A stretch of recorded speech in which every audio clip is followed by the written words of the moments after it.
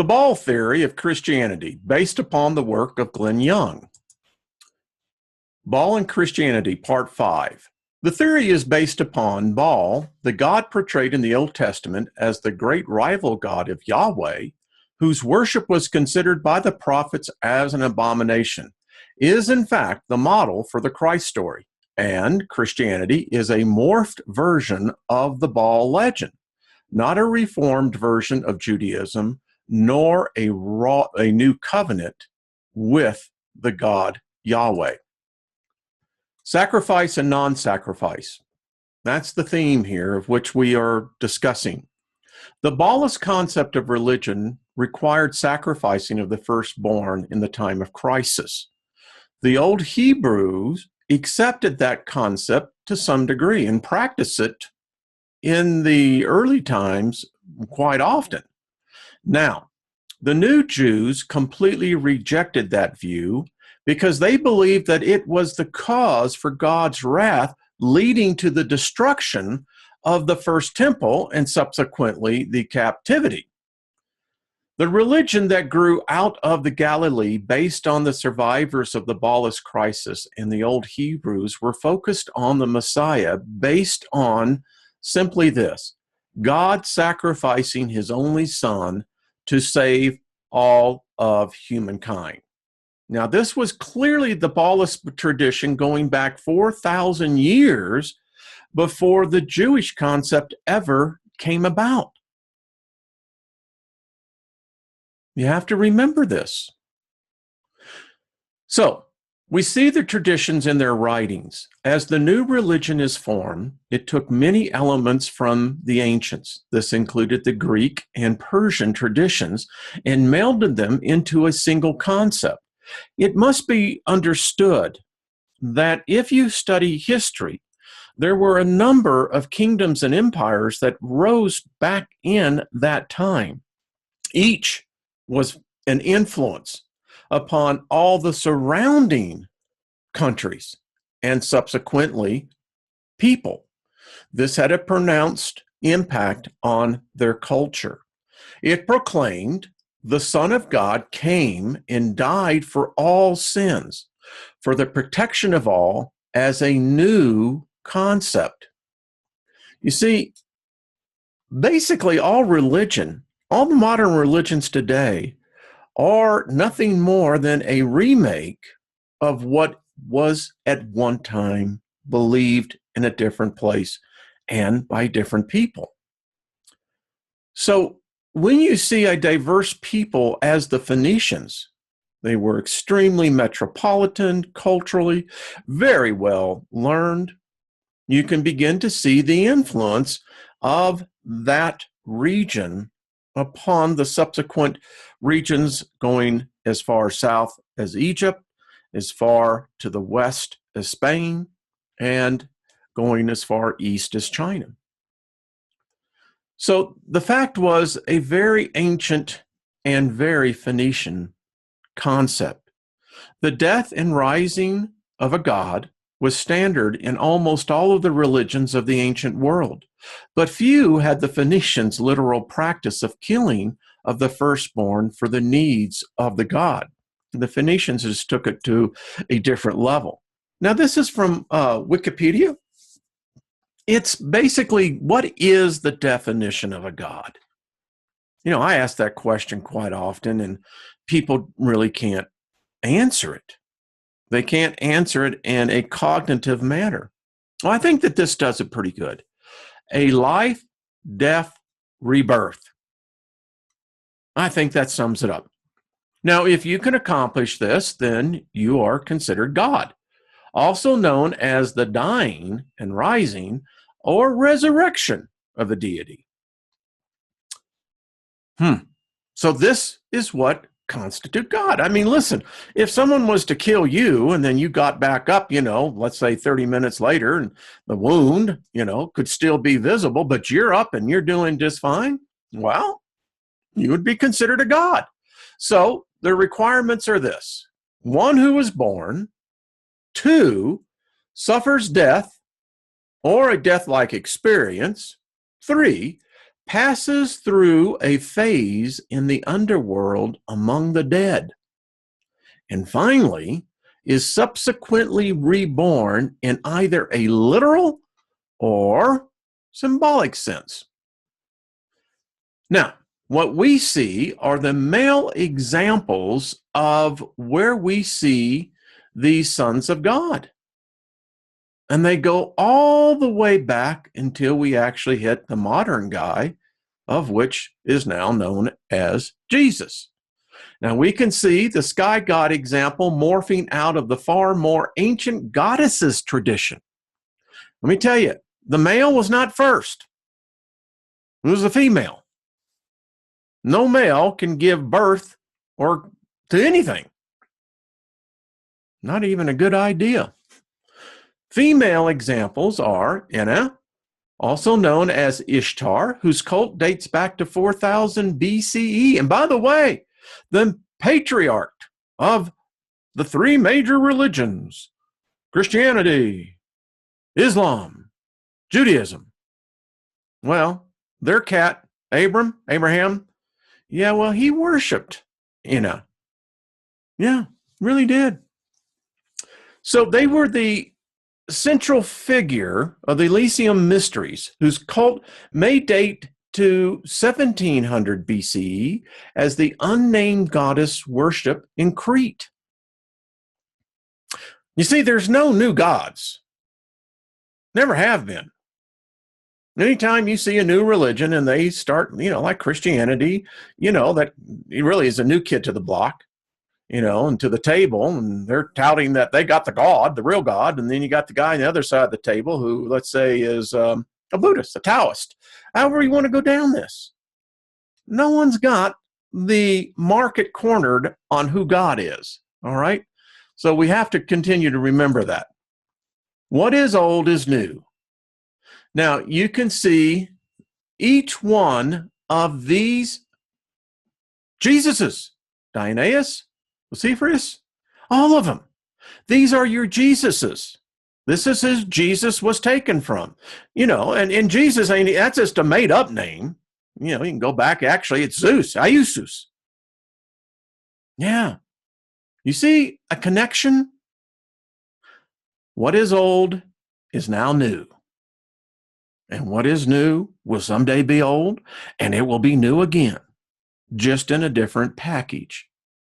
We see the ancient story retold and often called the core of Christianity. In John 3:16 and 18, which everybody knows, we see the concept laid out. For God so loved the world that he gave his only Son, that whoever believes in him should not perish but have eternal life. For God did not send his Son into the world to condemn the world, but in order that the world might be saved through him. Whoever believes in him is not condemned, but whoever does not believe is condemned already, because he is not believed in the name of the only Son of God. Folks, this was not written by any cat named John. It goes way, way back. Okay, let's continue. So, the Phoenician story. Now we're going to see, are there connections that we can draw from the modern day religion of Christianity with the belief of a Savior and a God that was going to send his Son to pay the sins of all humanity? So from 12th century BC, reporting about events in 4000 BC, we read almost the whole Christ story. And you can see it's very old and very Baalist. For Cronus, whom the Phoenicians call Il, and who after his death was deified and instated in the planet which bears his name, when king, had by a nymph of the country called Anabret, his only son, who on that account is styled, I believe that's Eud. For so the Phoenicians still call an only son. And when great dangers from war beset the land, he adorned the altar and invested his son with the emblems of royalty and sacrificed him. There you go. Or in other words, God for Cronus, whom the Phoenicians call Il, and who after his death was deified. Now, here's where the story gets really kind of interesting and compelling. In the story of Cronus, he impregnates a young girl, had by a nymph of the country called Anabret, had one son, who on that account is styled after what we would see going back to the story of Isaac and Abraham all the way up into the supposed murdering of one that was a deified deity. So the Phoenicians still call an only son. And in that time of danger declared the son the king, and when the great dangers from war beset the land, he adorned the altar and invested his son with the emblems of royalty. In other words, and then he for salvation was killed and sacrificed. That's how the story goes. You sacrifice the one of the royalty in order to save the kingdom. It's a very ancient concept. Christianity doesn't have a corner on it. No religion actually has a corner on it. So let's look at the Christian version. The concept of the sacrifice of God or the Son of God is core to Christianity, but was in fact the anthemia to Judaism, or at least the Judaism of the dominant returnees of the Jews from captivity. Now remember, only about 10% returned. The rest stayed. They moved on to Egypt, they moved north. Most people don't realize that. To the Jews of the time, the idea of human sacrifice was the root cause of God's anger at the Jewish people and the subsequent destruction of their kingdom and their exile to Babylon. So let's continue. The influences on early Christianity came from this. The missing influence is the Phoenicians. It's the key factor to really understanding the whole concept. In times of crisis, God sacrificed his only begotten son. Where did the idea come from? It was contrary to Jewish concepts post-exile, cause of God's wrath. It was not found in Egypt. It was not found in death and dying cults. They may have died and reborn, but the gods were not sacrificed. It was not found in the Persian concepts. It is only seen in Phoenician culture beliefs, the rites of Baalism. Yeah. Remember, folks, the Old Testament is not the Old Testament.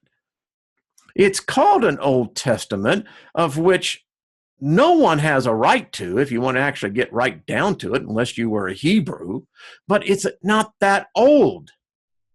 In fact, if you want to get real specific about it, it's kind of really very still new in the annals of the chronology of man's existence.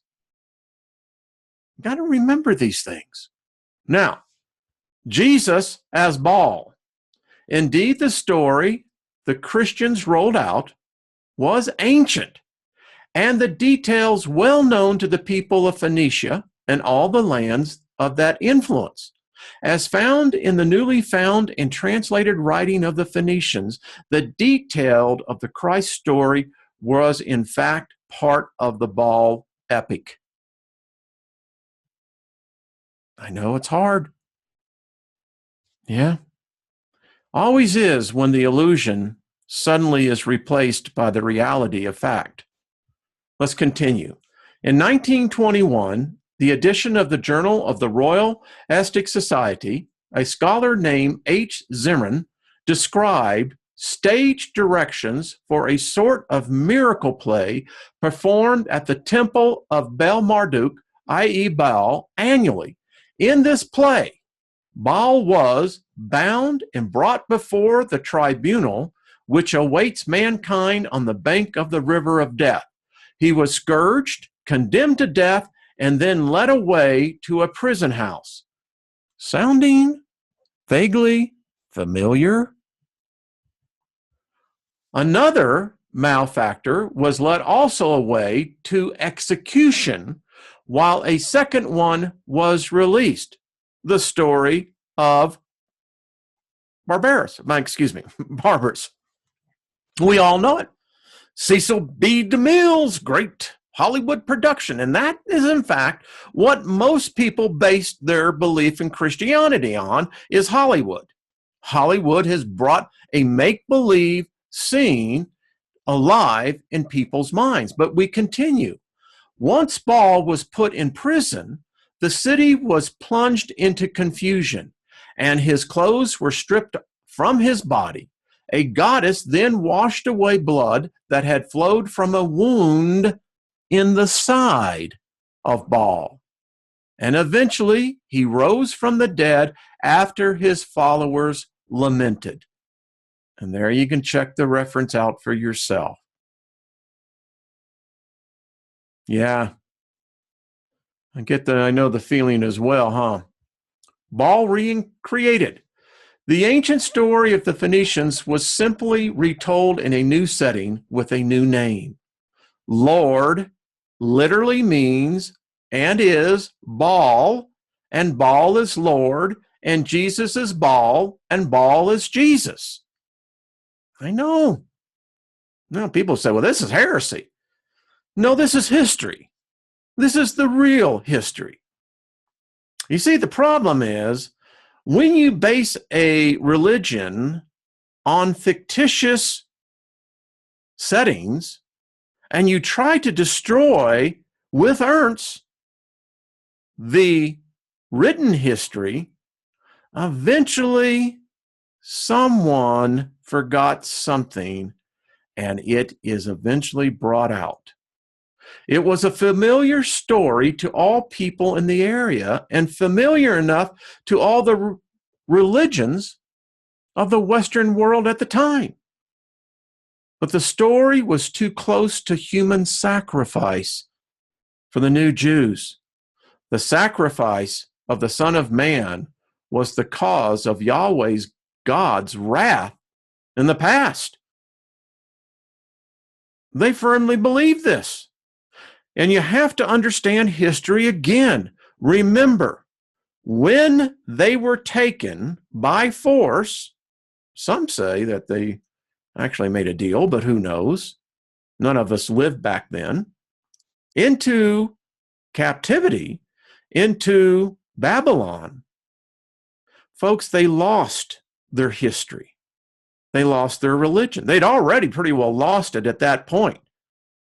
No one can remember the name of God. It's forbidden to speak it. It's said that maybe a few had it because if you spoke it, great portals would open up and that it brought in, things that you don't want to be dealing with. Does not the Bible say to stand in the presence of God is a terrible thing? So this whole sacrificing of a son of God, the Son of Man, is not new. We continue. The Jews now come into power. As we have seen, from 325 to 150 BC, Hellenistic Greek conquers the eastern portion of that region. Persia, Greek, Egypt. You get the idea. They bring in the Greek culture. That challenged the view of both Baalist and Yahwist. You see, we so often when we read about the exploits of Alexander the Great and then his generals that later really set the whole pace for history, we forget that the fact there were competing beliefs taking place there. Now, this is when the whole region was Hellenized. Now, while the Phoenicians They had fared far better than the Yahwist in the previous 1,000 years of invasions. This time, they got the worst of it. Alexander destroyed Phoenicia. Phoenicia had been a major ally with the Persians. Alexander wanted revenge for the burnings of Athens by the Persians. He came with wrath. Anything that he saw associated with the Persians, they received the wrath.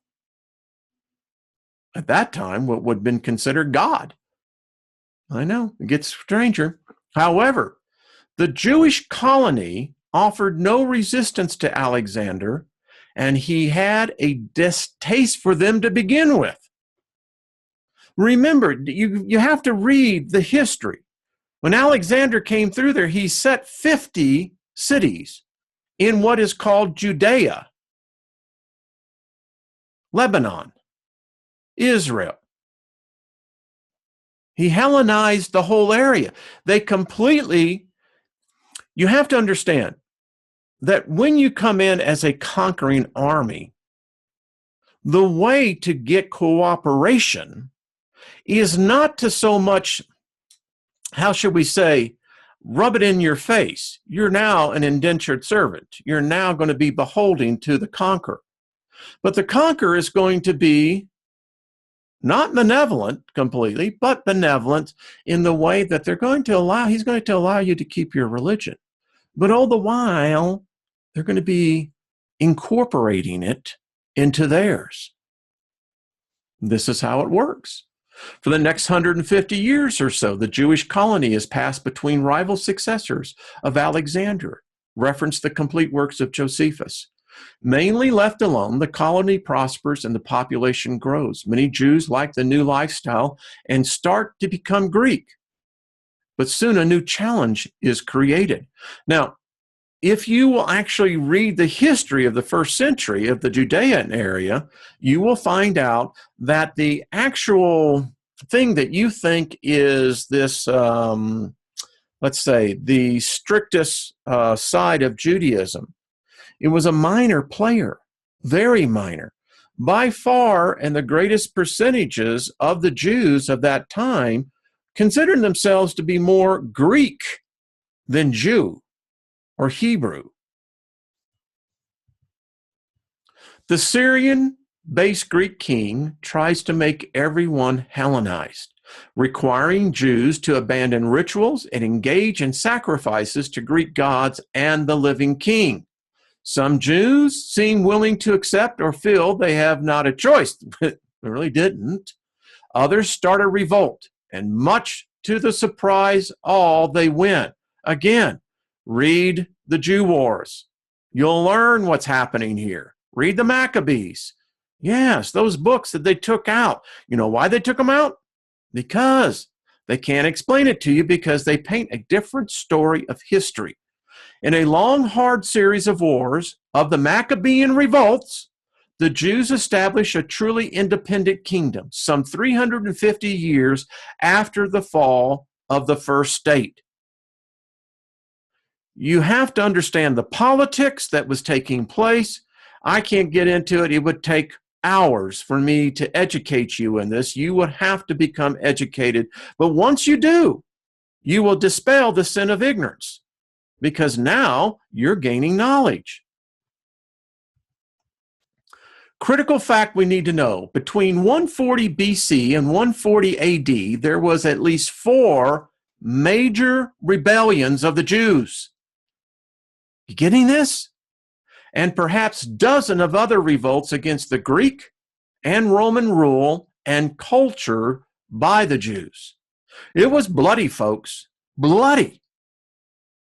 I mean, we see today skirmishes in areas of conflict, Iraq, Afghanistan, etc., where we may see the death of soldiers, maybe 4 or 5, and we consider this a great loss, and it is. But back in this time, we're talking 30, 50,000 men dying in battles. We're talking ambushes of where it's not a couple, it's thousands slayed. Now, being a new Jew was an important rallying point that sustained the first revolt and all the other future revolts. These Jewish wars of resistance against the classical domination, the Greek then the Roman, changed both the nature of Judaism and how the new rulers of the world viewed the people and their religion. The Second Jewish Commonwealth, under strong new Jewish Orthodox religious control, expanded to include most of what is now Israel, Jordan, and parts of Syria and Lebanon. As the new nation expanded, its forces converted the peoples of the new areas, including Galilee and the southern Phoenicia, to the new Jewish religion. Remember, if you even will read your Old Testament, there has never been a united Israel. They're tribes. The north and the south was split. It's just the facts. These areas were only new Jewish for about 100 years at the time of the supposed Christ. The repression was brutal and focused on all out of favored practices, including the old Jewish and Kabbalist concept of the need for human sacrifice. Folks, there was a lot of killing. Your door could be busted open, and you could see your family slayed by the sword. And typically the males were brought out to see the death of their family for daring to believe in that which is the standard mantra of the day. Starting about 65 BC, the Second Commonwealth falls apart in a dynastic infighting. This was the problem with the Jews. They were never united. Josephus clearly stated that. Rome slowly absorbs the state from an ally. Remember, read history. It was the Jews that went to the Romans to get rid of the Greeks. To a client, to a colony. The Jews are once again faced with a crisis as Rome's Hellenistic culture competes and then fights against the new Jewish religion. This led to a loss of power. The areas that were forced, converted, and held as Jewish for 100 years slipped away from Jewish control. You see, so many have this mindset that what you're seeing portrayed in the Bible, particularly in the New Testament, is a long-lived religious tradition. It is not. It's anything but. The land becomes one of both political and religious revolt. The old faiths are revised under new acceptable formats. Wrapped in new Jewish traditions, the Kabbalist tradition of the need for a human sacrifice is revived. Rejection of Christians. The traditional answer for the Jewish rejection of Jesus is that he failed. Isn't it odd? You know, you read your New Testament, particularly your Gospels, and folks, it's nothing more than political propaganda. It's pro-Roman. Never written in a pro-Jewish point of view.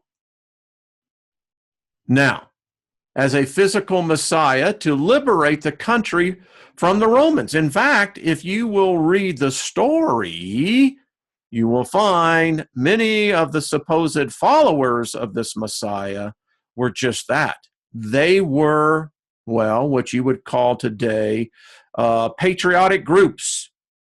They were looking for a leader who would deliver them from the oppression of the Romans. But the cornerstone to the issue of the rejection was the storyline developed by not what was called Christians. And we got to get this term. That Christians didn't come into way later, but for purpose, we'll just say Christians here. For the need for a human sacrifice to God. That's what the religion is based on, human sacrificing.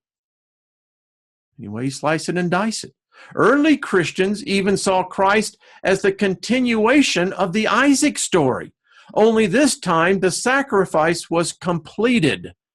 Christians have stated over the centuries that the failure of Abraham to sacrifice Isaac was the root cause of God's displeasure with the Jews. Now, you read a different story. Understand that story has been changed so that you will believe in a particular path of thought. And boy, it's been a good one, hasn't it? The Christ, quote unquote, sacrifice completed the deal for a new covenant sealed in human blood. Something right out of the ballast beliefs. No difference. In that time, the Jews' rejection with the history of the Jews and the explanation for the destruction of the first temple being the practice of human sacrifice. No wonder the Jews could not accept this new Christian story. It was to them a revival of the practice of passing the children through the fire in a new storyline. And it's replete in the New Testament. That concept is throughout the writings. Response to the political and religious crisis. In response to crises such as culture conflicts, as the classical Jewish wars, we find some universal responses. We find one, acceptors, those who went Greek. They just went Bohemian, man. Two, the resistors, active and passive Maccabees, the Essenes. Read the stories, the Maccabee Wars. Three, mergers. Oh, here's my guy, Philo of Alexandria. You know why Philo is here, folks? He is the foundation to Christianity. You want to know where your Trinity comes from? This cat right here. Anyway, and then the morphers, those who attempt to maintain the old ways by masking them with new terminology. What happened to each of the groups among the Jews? I'll tell you what happened on this. One, the acceptors merged into new world order, became part of the new classical culture, and later the Christian world. Two, the resistors, destroyed in series of wars, mainly ending in the Bar Kokhba revolt. 2/3 of the Jews in the empire were killed. Did you know that? Yeah. Mergers. Concept failed and was mainly rejected by both sides. And then the morphers. That is the question. Was Christianity the morphed version of the ancient worldview, or something that is completely new to the consciousness of mankind? Jewish destruction. And as the history played out, with the return of the concept of human sacrifice needed to appease God into the area through the Christians, in fact, came about.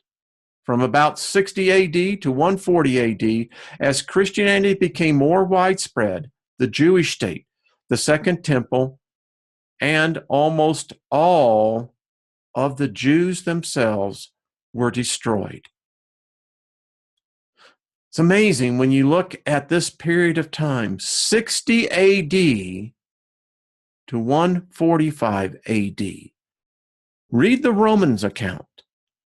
Go and read Josephus' account. Read Philo's account. Read the other philosophers of the day. There is so much missing from most people's understanding that they've replaced it with suspicion, opinion, or just flat out made up fallacies. Judaism almost eliminated. The end of the resistors. From 66 AD to 135 AD, Rome crushed a series of 3 major and a number of minor Jewish revolts and destroyed Judea, the Second Temple, and nearly exterminates the Jews in much of the eastern Mediterranean world. It was close to genocide. In 135 AD, Jews were barred from the Holy Land, and the city of Jerusalem was renamed after a Roman god. Bet you didn't know that, did you? Yeah, so where was their god at? What, he switched sides now? Now he's a Christian god, fighting for the Romans. I don't know. And as you can see here, from Titus's destruction of the temple, now his brother, here you can see coins of the first revolt, 66 AD. There they are, folks. There's the temple. Now look at here. This is from the Third Great Revolt, 135 AD.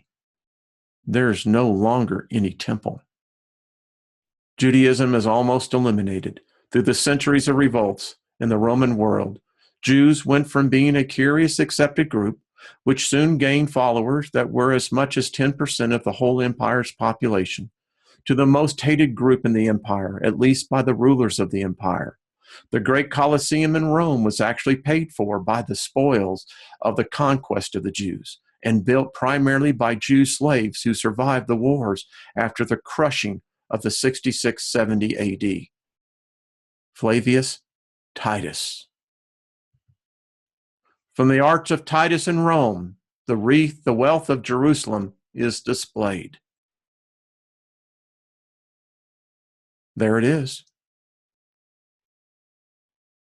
What's your answer for this again? You know, bet you there were many of them, many Jewish people that died wondering where was their God. What had they done to deserve to incur and to have his wrath poured out upon them? What did they do? Yeah. Now the Christians, the small little cults, that's what they were, cults at the time, sat out the Great Revolt of 66-70. For the most parts, these are Jews. One of the few Jewish groups to do so. They watched their kin be slaughtered. In part, the early rejection of the Christians by the Jews can be found in those politics. When all were needed to fight the Romans, the followers of Jesus refused to help. Why the anti-Jewish vent in Gospels. And as the first revolt failed and more revolts developed, the defeat of the Jews and the non-participation of the Christians in the anti-Jewish policies of the empire can be seen reflected in the Gospels. The earliest written, and before the Great Revolt, 66-70 AD, or just after, was less clear on the guilt of the Jews in the death of Christ. The later Gospels, written after the wars, blamed the Jews and held the Romans harmless. The Gospels reflect the political realities of the time with a pro-Roman view. As Rome expanded, many religions, old and new, became popular with the Roman people. Christianity had many competitors. From Egypt, it was Isis. From Persia, Mithra. And before the revolts, the Jewish God. You know, the Romans were, they were an all-accepting group. Well, come on in. They try everything. And also in many forms, from the old Phoenician and Syria, Baal. Yeah, Baal was actually pretty popular. You won't read that. So for 3,000 years before Jesus or Jesus, here's Isis and Horus as the model for the modern day story of Jesus and Mary. It's old, folks. Really old. Goes way back. These were the really popular gods for hundreds of years of the Roman Empire. and after the beginning of Christianity. And once again, contrary to Christian history of the world, Christianity was at first very slow to prosper and was not widely embraced by the Roman world for centuries. Some say, if at all. Remember, it was the emperor, who made the decision. Yeah. But we read a different story. This is end of part 5. There's one last part 6 to this. And when we conclude in this study, I believe you are going to be amazed.